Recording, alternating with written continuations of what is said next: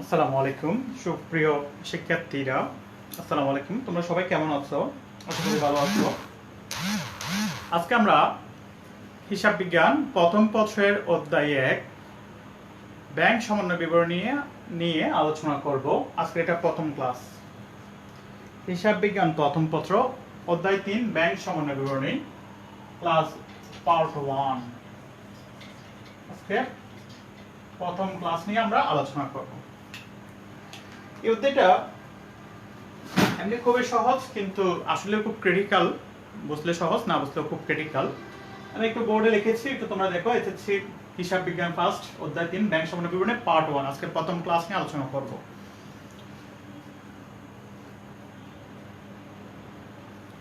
আচ্ছা, তাহলে ব্যাংক সমন্বয় বিবরণী ইংলিশে বলা হয় ব্যাংক রিকনসিলিয়েশন স্টেটমেন্ট।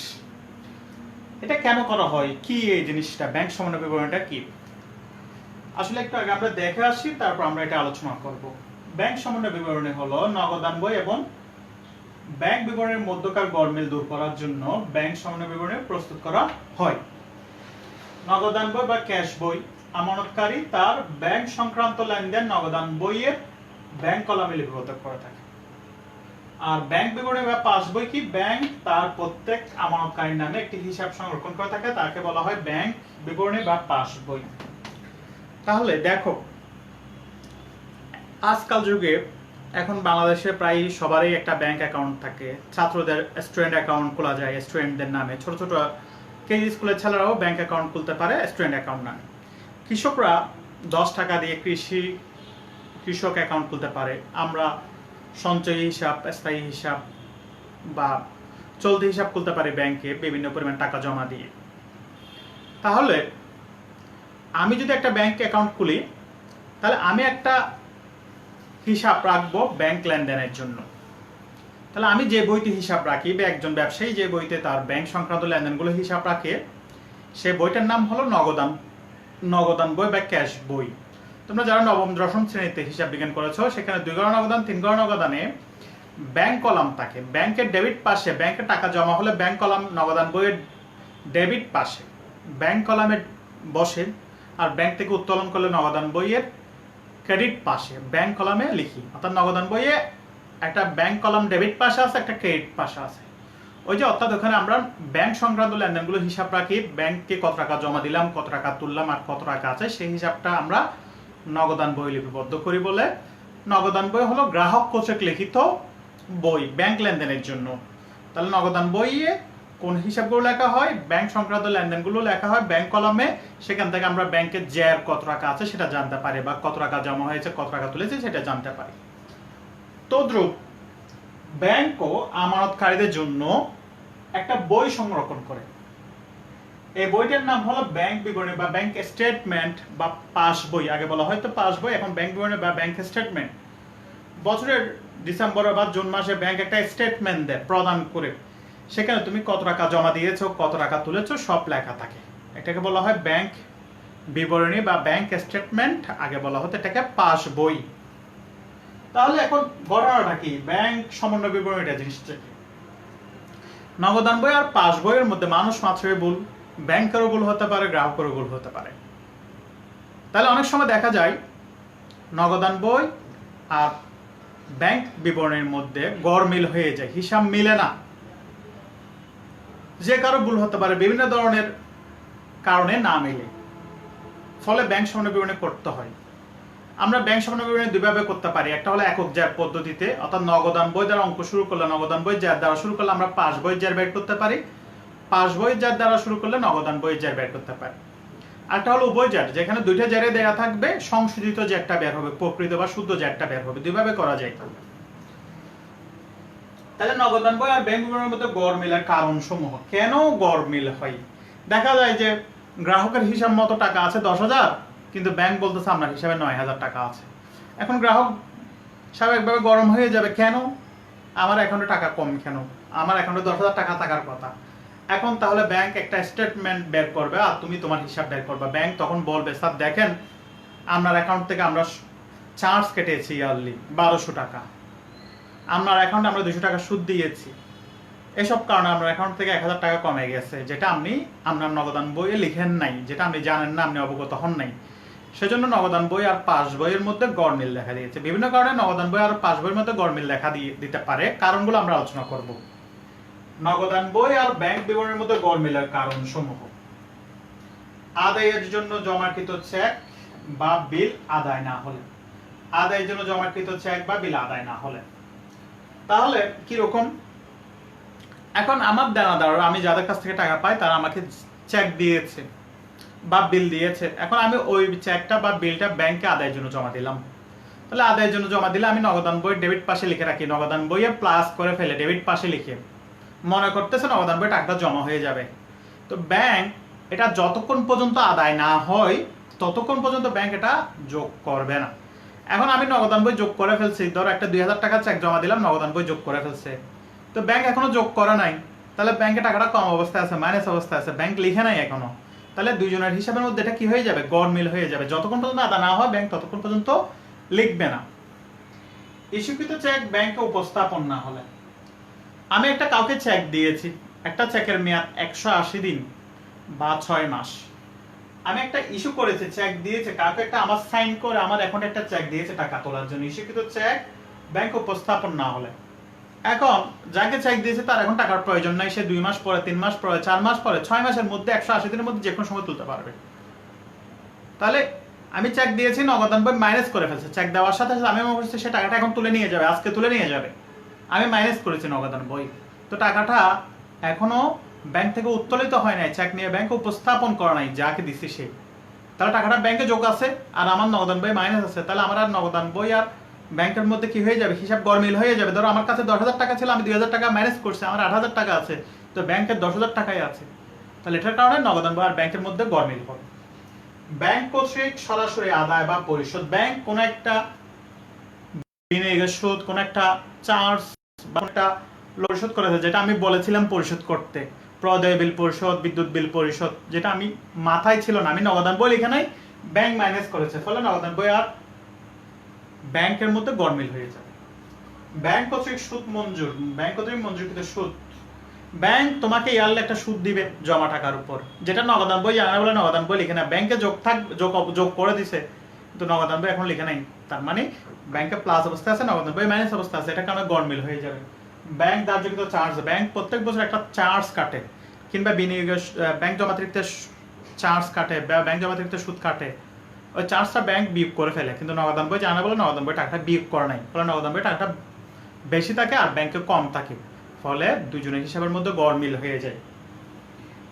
এরপরে ব্যাংক বা আমানতকারীর ভুল, অনেক সময় ব্যাংক লিখতে গিয়ে ভুল লিখে বেশি লিখে ফেলে, কম লিখে না লিখে, অনেক সময় আমানতকারীও লিখতে গিয়ে বেশি লিখে কম লিখে না লিখে, এরকম হতে পারে, বাদ পড়ে যায়, ফলে ব্যাংক আর নগদান বই গ্রাহকের হিসাব, যেটা নগদান বইয়ের মধ্যে গড়মিল হতে পারে। এইসব কারণে আমরা গড়মিলগুলো উদ্ঘাটন করব এবং এগুলো থেকে নগদান বই মোতাবেক ব্যালেন্স থাকলে আমরা পাস বই মোতাবেক ব্যালেন্সটা কত হবে সেটা বের করব। আসলে এবার আমরা আরো কিছু বেসিক নিয়ে আলোচনা করি। নগদান বই লিখে গ্রাহক, এখন আর পাস বই লিখে ব্যাংক, পাস বই বা ব্যাংক বিবরণী, পাস বই বা ব্যাংক বিবরণী, ঠিক আছে, পাস বই বা ব্যাংক বিবরণী বা ব্যাংক বিবরণী, ব্যাংক স্টেটমেন্ট, এটা লিখবে ব্যাংক। নগদান বই লিখে গ্রাহক আর এটা লিখবে ব্যাংক। তাহলে দেখো আমি ব্যাংকে জমা দিলাম 10,000 টাকা, তাহলে নগদান বই বা গ্রাহক নগদান বইয়ের কোন পাশে লিখবে? ডেবিট পাশে, কারণ গ্রাহকের জন্য সম্পত্তি বৃদ্ধি পেয়েছে, তাহলে ব্যাংকে 10,000 টাকা দিলে নগদান বই তার কোন পাশে লিখবে? ডেবিট পাশে, 10,000 টাকা ডেবিট পাশে লিখেছে কারণ তার জন্য সম্পত্তি বৃদ্ধি পেয়েছে।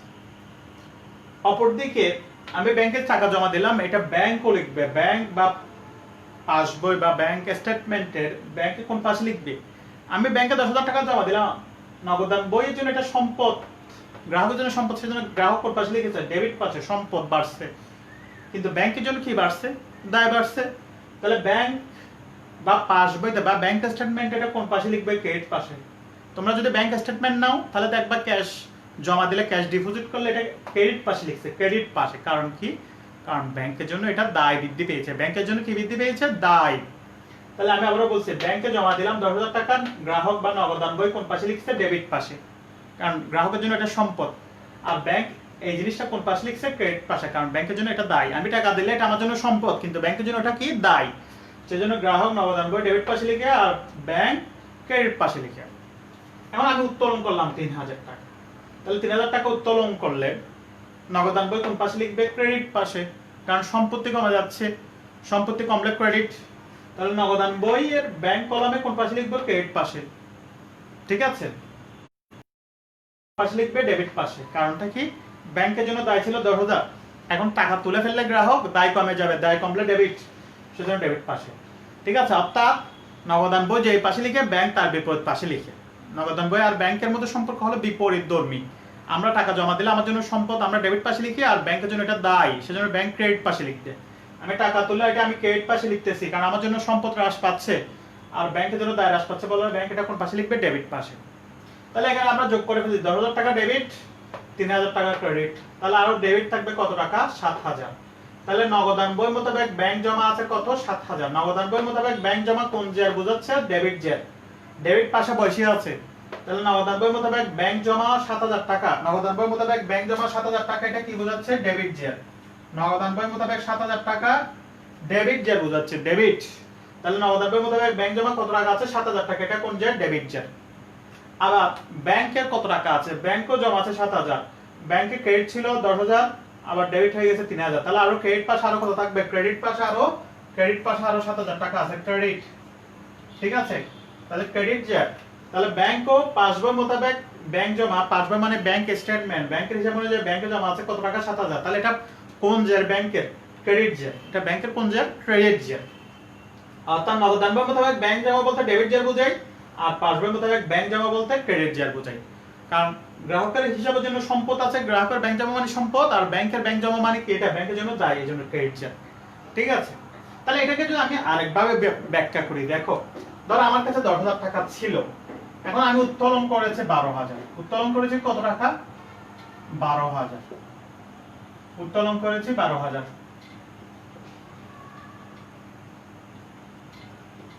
অনেক সময় তোলা যায়, যত টাকা আছে তার চেয়ে বেশি তোলা যায়। গ্রাহককে যদি ব্যাংক চিনে, ব্যাংক যদি ব্যবসায়ী হয় বা পরিচিত হয়, অবশ্যই বেশি তোলা যায়। জমা অতিরিক্ত উত্তোলন বলে 10,000 টাকা আছে, 12,000 টাকা তুলছো, অসুবিধা কি? পরে যখন তুমি টাকা জমা করবা তোমার অ্যাকাউন্ট থেকে কেটে নেওয়া হবে। তাহলে এখানে দেখা যাচ্ছে যে নগদান বইয়ে জমা ছিল 10,000, ক্রেডিট তুলে ফেলছে কত? 12,000। তাহলে এখন নগদান বই মোতাবেক ব্যাংক জমা নাই, আরো অতিরিক্ত উত্তোলন করে ফেলছে। নগদান বই মোতাবেক ব্যাংক জমা অতিরিক্ত উত্তোলন হয়ে গেছে, জমা অতিরিক্ত উত্তোলন মোতাবেক ব্যাংক জমা অতিরিক্ত, ব্যাংক জমা অতিরিক্ত উত্তোলন, জমা অতিরিক্ত। তাহলে নগদান বই মোতাবেক ব্যাংক জমা অতিরিক্ত কত টাকা? ডেবিট ছিল 10,000, ক্রেডিট হয়েছে 2,000 টাকা। তাহলে এটা জমা অতিরিক্ত হলে এটা কোন ব্যালেন্স হবে? ক্রেডিট। জমা অতিরিক্ত হলে এটা কোন ব্যালেন্স হবে? Credit balance, credit balance. ঠিক আছে, এটা কোন ব্যালেন্স হবে? ক্রেডিট ব্যালেন্স, কারণ এটা এখন দায় হয়ে গেছে, এটা এখন কি হয়ে গেছে? দায় হয়ে গেছে। তাহলে নগদান বই ছিল 10,000, তুলে ফেলছে 12,000, তাহলে নগদান মোতাবেক ব্যাংক জমা অতিরিক্ত বা ক্রেডিট ব্যালেন্স কত টাকা? 2,000। ঠিক তেমনি পাসবই মোতাবেক ব্যাংকে জমা ছিল 10,000, তুলে ফেলছে 12,000, তাহলে এটা পাসবই মোতাবেক ব্যাংক জমা অতিরিক্ত, তাও ঠিক আছে, ব্যাংক জমা অতিরিক্ত, পাসবই মোতাবেক ব্যাংক জমা অতিরিক্ত, বা এটা ডেবিট ব্যালেন্স হয়ে যাবে, ডেবিট ব্যালেন্স 2,000 টাকা। অর্থাৎ ব্যাংকে 10,000 টাকা জমা দিচ্ছি, তুলে ফেলছে 12,000, তাহলে ব্যাংক আরো উল্টা আমার থেকে 2,000 পায়, ব্যাংকের জন্য এটা সম্পদ।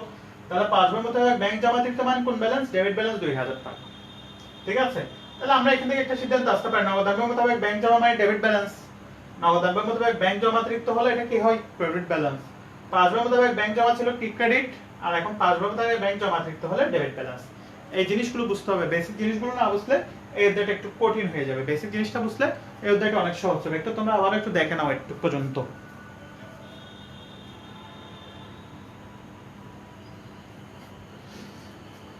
তাহলে নগদান বই মোতাবেক ব্যাংক জমা বলতে কি বুঝেছিলাম? ডেবিট। নগদান বই মোতাবেক ব্যাংক জমা অতিরিক্ত মানে ক্রেডিট ব্যালেন্স। পাসবই মোতাবেক ব্যাংক জমা মানে ক্রেডিট ব্যালেন্স, পাসবই মোতাবেক ব্যাংক জমা অতিরিক্ত মানে ডেবিট ব্যালেন্স। ঠিক আছে, এবার আমরা সরাসরি একটা অঙ্কে চলে যাব। ঠিক আছে, আমি একটা উদাহরণ দিয়ে করাবো, একটা অঙ্ক করাবো টেকনিকের সাহায্যে।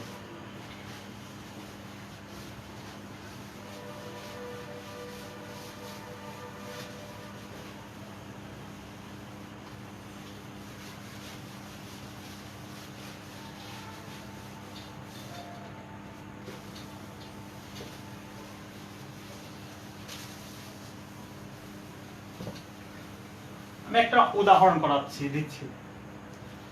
তাহলে উদাহরণ, জনাব আবিদের নগদান বই মোতাবেক ব্যাংক জমা 10,000 টাকা। ঠিক আছে, তার হিসাবের সাথে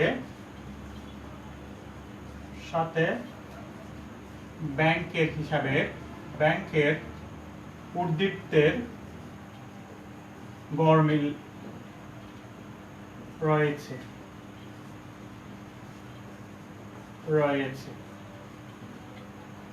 গড়মিল সমূহ নিম্নরূপ।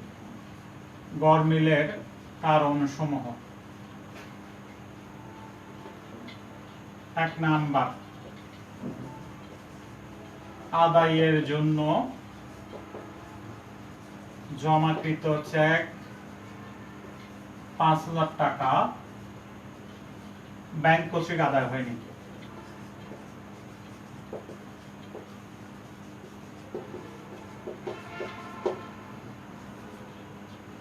ইস্যুকৃত চেক ব্যাংক উপস্থাপন হয়নি।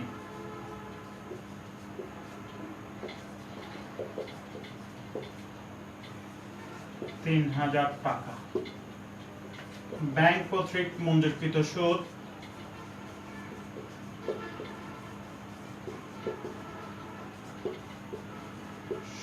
1,000 টাকা।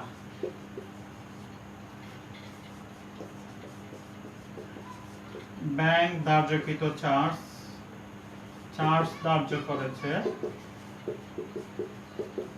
500 টাকা। এখন আমাকে বের করতে বলছে পাসবই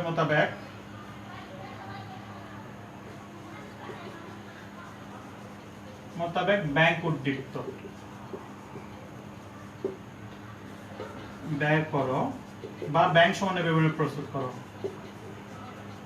সমন্বয় বিবরণী প্রস্তুত করো। তাহলে আমাকে নগদান মোতাবেক ব্যালেন্স দেয়া আছে, কিছু গড়মিলের কারণ দেয়া আছে, পাসবই মোতাবেক ব্যাংক জমা বের করতে বলছে, ব্যাংক সমন্বয় বিবরণী করে। তাহলে এখানে আমি একটা সূত্র শিখিয়ে দিই এটা করার আগে একদম ইজিলি।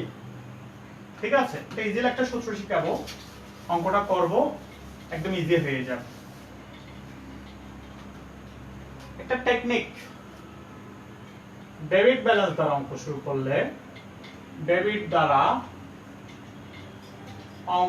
করলে, টেকনিক 1, টেকনিক 1 বা সূত্র 1, ফর্মুলা 1। ডেবিট দ্বারা অঙ্ক শুরু করলে ব্যাংকে, তাহলে এখানে ডিতে একটা প্যাট আছে, ব্যাংকে প্যাট আছে, ব্যাংকে যোগ থাকলে যোগ হবে, ব্যাংকে টাকাটা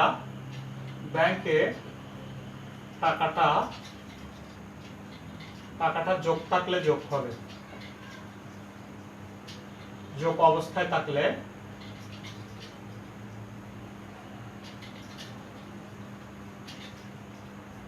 যোগ হবে, ব্যাংকে টাকাটা মাইনাস অবস্থায় থাকলে মাইনাস হবে। ঠিক আছে, তাহলে ডেবিট ব্যালেন্স দ্বারা অঙ্ক শুরু করলে টাকাটা ব্যাংকে যোগ অবস্থায় থাকলে যোগ হবে, বিয়োগ অবস্থায় থাকলে বিয়োগ হবে। তাহলে এখানে আমি একটু জিনিসটা বের করি কোনটা কি আছে। তাহলে নগদান বই আর এটা পাসবই। ঠিক আছে, তাহলে 1 নাম্বার ঘটনা, 2 নাম্বার, 3 নাম্বার, 4 নাম্বার, এই ঘটনাগুলো কোথায় কি অবস্থায় আছে দেখো। তাহলে আমি একটা সূত্র বললাম, ডেবিট ব্যালেন্স দ্বারা শুরু করলে ব্যাংকে টাকাটা যোগ অবস্থা থাকলে যোগ হবে, বিয়োগ অবস্থা থাকলে বিয়োগ হবে। আচ্ছা, এবার গড়মিলটা দেখি। তাহলে এখানে নগদান বই মোতাবেক ব্যাংক জমা, দেওয়া আছে, ব্যাংক জমা। নগদান বই মোতাবেক ব্যাংক জমা মানে কোন ব্যালেন্স দ্বারা অঙ্ক শুরু করছে? ডেবিট ব্যালেন্স দ্বারা দেয়া আছে। অঙ্ক শুরু করবে কোন ব্যালেন্স দ্বারা? ডেবিট ব্যালেন্স দ্বারা। নগদান বই মোতাবেক ব্যাংক জমা আছে, তার মানে ডেবিট দেয়া আছে। ঠিক আছে, 10,000 টাকা। ঠিক আছে, তাহলে এখানে কিছু জিনিস যোগ হবে, কিছু জিনিস বাদ যাবে, পাসবই মোতাবেক ব্যাংক জমা বের করব। আচ্ছা, আদায়ের জন্য জমাকৃত চেক 10,000 টাকা ব্যাংক কর্তৃক আদায় হয়নি। আদায়ের জন্য চেক জমা দিলে নগদান বই কি করেছে, যোগ করেছে 5,000 টাকা। এই টাকাটা নগদান বইয়ে প্লাস অবস্থায় আছে। আদায়ের জন্য চেক জমা দিছি, আমি একটা চেক আদায়ের জন্য জমা দিছি, আমি মনে করছি আদায় হয়ে যাবে, তাহলে গ্রাহক এটা নগদান বইয়ে ডেবিট পাশে লিখে ফেলে যোগ করে। কিন্তু ব্যাংক কর্তৃক আদায় হয়নি, ব্যাংক এখনো আদায় হয় না, তাহলে ব্যাংকে টাকাটা লিখে নাই, এখনো লিখে নাই, খালি ঘর বক্স, টাকাটা লিখে নাই। টাকা মানে ব্যাংকে টাকাটা কম অবস্থায় আছে, মাইনাস অবস্থায় আছে। নগদান বইয়ে প্লাস লিখছে, ব্যাংকে এখনো লিখে নাই, খালি ঘর রাখছি, মাইনাস অবস্থায় আছে। নগদান বইয়ে প্লাস অবস্থায় আছে, ব্যাংকে মাইনাস অবস্থায় আছে। ইস্যুকৃত চেক ব্যাংকে উপস্থাপন হয়নি 3,000 টাকা। চেক ইস্যু করেছি, দিয়ে দিয়েছি, তাহলে নগদান বই চেক ইস্যু করলে সাথে সাথে কি করে, মাইনাস করে।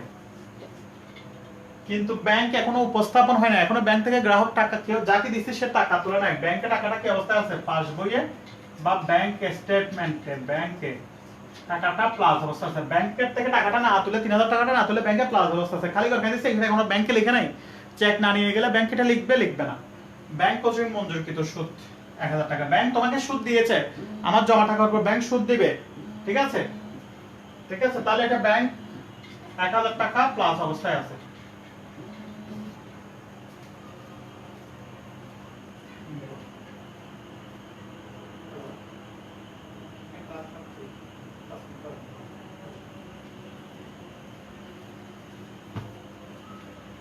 তাহলে দেখো ব্যাংক মঞ্জুরকৃত সুদ 1,000 টাকা, তাহলে ব্যাংক সুদ মঞ্জুর করলে ব্যাংকে কি অবস্থায় আছে, যোগ, আর ব্যাংক নগদান বই এটা টাকাটা কি অবস্থায় আছে, মাইনাস।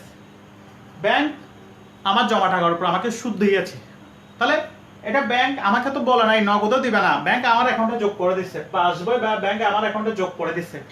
তা আমি তো জানি না যে আমাকে সুদ দিচ্ছে, গ্রাহক কি জানে, স্টেটমেন্ট না নাও পর্যন্ত জানে না, তাহলে এটা নগদান বই টাকাটা কি অবস্থায় আছে, মাইনাস অবস্থায় আছে। এরপরে ব্যাংক চার্জ, তোমরা জানো যে ব্যাংক এর একটা চার্জ ধার্য করে, ব্যাংক চার্জ নিবে, এটাকে আমাকে বলে নিবে ক্যাশ টাকা নিবে, নিবে না, আমার অ্যাকাউন্ট থেকে কেটে ফেলবে। ব্যাংক চার্জ কেটেছে 500 টাকা। নগদান বই কি জানি, আমি কি মাইনাস করেছে, চার্জ কাটছে, যে নগদান বই জানা না, মাইনাস করে না, নগদান বই টাকাটা কি অবস্থায় আছে, প্লাস অবস্থায়, প্লাস অবস্থায়। তাহলে এই হলো অ্যানালাইসিস। তাহলে যাইগুলো লিখে নাই সেগুলো আমি খালি করে দিছি, যে লিখছে তারপরে এখানে প্লাস দিছি, যে লিখে নাই তারপরে খালি করে দিছি। তাহলে এখন একটা সহজ সূত্র, আমার নগদান বই মোতাবেক ব্যাংক জমা দেয়া আছে, নগদান বই মোতাবেক ডেবিট ব্যালেন্স দেয়া আছে, ডেবিট ব্যালেন্স দ্বারা অঙ্ক শুরু করলে ডেবিট দ্বারা, নগদান বই মোতাবেক ব্যাংক জমা মানে ডেবিট, ব্যাংকে যোগ থাকলে যোগ, বিয়োগ থাকলে বিয়োগ। জাস্ট তুমি এখন কোন পাঁচটা দেখবা, আমরা এখন কোন পাঁচটা নিয়ে কাজ করব, এই পাঁচটা নিয়ে কাজ করব। ডেবিট ব্যালেন্স দ্বারা অঙ্ক শুরু করলে, ডেবিট ব্যালেন্স দ্বারা অঙ্ক শুরু করলে কি দিয়ে করব, ব্যাংকে যোগ থাকলে যোগ, বিয়োগ থাকলে বিয়োগ। ডেবিট মানে কি, এখানে একটা প্যাড আছে, ব্যাংকও প্যাড আছে। আর ক্রেডিট ব্যালেন্স দ্বারা অঙ্ক শুরু করলে কি হবে, ক্যাশ বই, নগদান বই যোগ থাকলে যোগ, বিয়োগ থাকলে বিয়োগ। ক্রেডিট ব্যালেন্স দ্বারা শুরু করলে সির সাথে সির মিল হবে। তাহলে এখন আমরা অঙ্কটা করে ফেলবো, ঠিক আছে, ঠিক আছে। আনসার ব্যাংক সমন্বয় বিবরণী,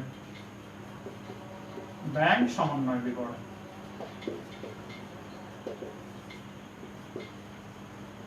বিবরণ টাকা, টাকা।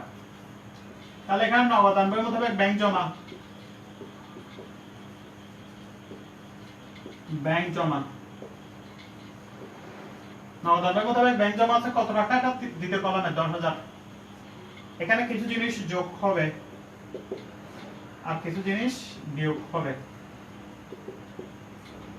আমরা আনসারে বের করব কি, পাস বই মোতাবেক ব্যাংক জমা বের করতে হবে, পাস বই মোতাবেক ব্যাংক জমা, ঠিক আছে। তাহলে নগদান বই মোতাবেক ব্যাংক জমা ডেবিট দ্বারা শুরু করতেছি বা ডেবিট ব্যালেন্স দ্বারা অঙ্ক শুরু করতেছি। তাহলে ডেবিট দ্বারা অঙ্ক শুরু করলে আমরা ডির সাথে কার মিল আছে, বি, প্যাটের সাথে প্যাটের মিল, তাহলে ব্যাংকে টাকাটা যোগ থাকলে যোগ, বিয়োগ থাকলে বিয়োগ। যেমন এটা মাইনাস অবস্থায় আছে প্রথম 1 তারিখ 1 নাম্বারটা, তাহলে এটা ব্যাংকে মাইনাস অবস্থা আছে, এটা মাইনাসের পাশে বসবে। 2 নাম্বারটা প্লাস অবস্থায় আছে, ব্যাংকে প্লাসে বসবে। 3 নাম্বারটা প্লাস অবস্থায় আছে, প্লাসে বসবে। 4 নাম্বারটা ব্যাংকে মাইনাস অবস্থায় আছে, মাইনাসে বসবে। সোজা কথা, আনসার হয়ে যাবে। তাহলে এবার 1 নাম্বারটা আদায়ের জন্য জমাকৃত চেক আদায় হয়নি 5,000 টাকাটা, নগদান বই যোগ আছে, ব্যাংকে কি অবস্থায় আছে, আদায় না হলে ব্যাংকে কম অবস্থায় আছে, মাইনাস অবস্থায় আছে, এটা মাইনাসে লিখবো। আদায়ের জন্য জমাকৃত চেক আদায় হয়নি, আদায় হয়নি, এটা 1 নাম্বার। আদায়ের জন্য জমাকৃত চেক আদায় হয়নি কত টাকা, 5,000 টাকা। তাহলে এটা ব্যাংকে কি অবস্থায় আছে, মাইনাস। আমার সূত্র কি, ডেবিট ব্যালেন্স দ্বারা শুরু করলে ব্যাংকে যোগ থাকলে যোগ, বিয়োগ থাকলে বিয়োগ। ব্যাংক এটা এখনো যোগ করা নাই, আদায় হয় নাই, মাইনাস অবস্থা আছে, জন্য আমরা কোথায় লিখলাম বিয়োগের পাশে, মাইনাস পাশে। ইস্যুকৃত চেক ব্যাংক উপস্থাপন হয় না 3000 টাকা। আমি চেক দিয়েছি, নগদ আনবে মাইনাস করেছে, ব্যাংক এখনো মাইনাস করে না, ব্যাংকে এখনো চেক নিয়ে যায় নাই, টাকা তুলে নাই, তার মানে ব্যাংকে টাকাটা প্লাস অবস্থা আছে। এটা আমরা এখন কিসে লিখবো? ডেবিট ব্যালেন্স দ্বারা শুরু করলে ব্যাংকে যোগ থাকলে যোগ, বিয়োগ থাকলে বিয়োগ। এটা ব্যাংকে যোগ আছে। ইস্যুকৃত চেক উপস্থাপন হয়নি, চেক ব্যাংক উপস্থাপন হয়নি।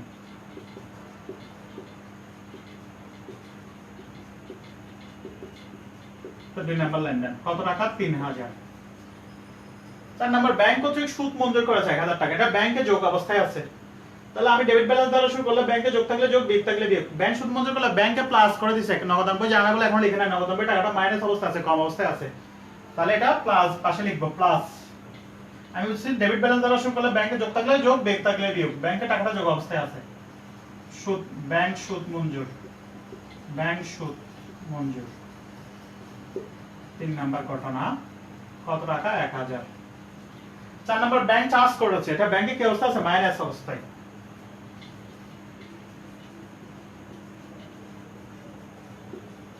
Bank charge 500।